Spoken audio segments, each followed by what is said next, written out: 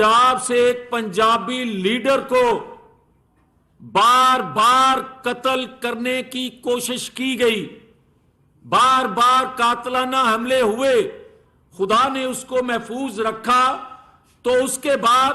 اس کو جیل میں زہر دیا گیا، آخری اٹیمپٹ کی گئی، اور جب ان کو علم تھا کہ جو کچھ انہوں نے کیا ہے، جن جن کرداروں نے کیا ہے وہ پھنس جائیں گے، قوم نہیں چھوڑے گی، تو پھر آج ہم سے سوال کرنے والوں کو جواب مل جانا چاہیے کہ کس طرح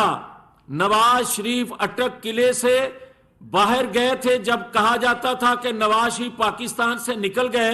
کیا اٹک قلعے کی دیواریں پھلان کے گئے تھے، یا جو کوٹ لکھپت جیل سے نواز شریف کو نکالا گیا تو اس وقت کوٹ لکھپت جیل کا دروازہ توڑ کے وہ لندن گئے تھے؟ نہیں، اس وقت بھی جو سانپ چھوڑے جاتے تھے اٹک قلعے میں، جو اس وقت بھی اذیت دی جاتی تھی نواز شریف کو، انہوں نے سمجھا کہ یہ ٹوٹنے والا نہیں ہے، اس کو باہر پھینکا جائے گا تو ہم حکومت کر سکیں گے، حکومت کے مزے لے سکیں گے، پاکستان کی بربادی کر سکیں گے۔ اسی طرح کوٹ لکھپت جیل سے نواز شریف کو زہر دیا گیا، اور زہر اس لیے دیا گیا کہ اس کی فالوئنگ جو ہے وہ پچھلے 25 سال سے لگے ہوئے ہیں، وہ ختم ہونے کا نام نہیں لے رہی، اس لیے اس کو برباد کیا جائے، اس کو صفحہ ہستی سے مٹایا جائے۔ مگر بچانے والا طاقتور ہے۔ آج وہ لوگ جو ہم پہ سوال کرتے تھے کہ پلیٹلیٹس گر گئے، اب پلیٹلیٹس ٹھیک ہیں،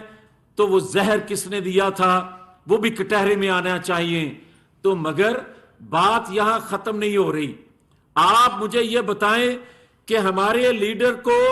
قتل کے منصوبہ بندی بار بار بننے کے باوجود،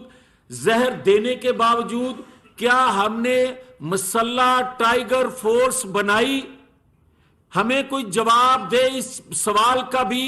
کیا ہم نے ڈنڈا فورس بنائی؟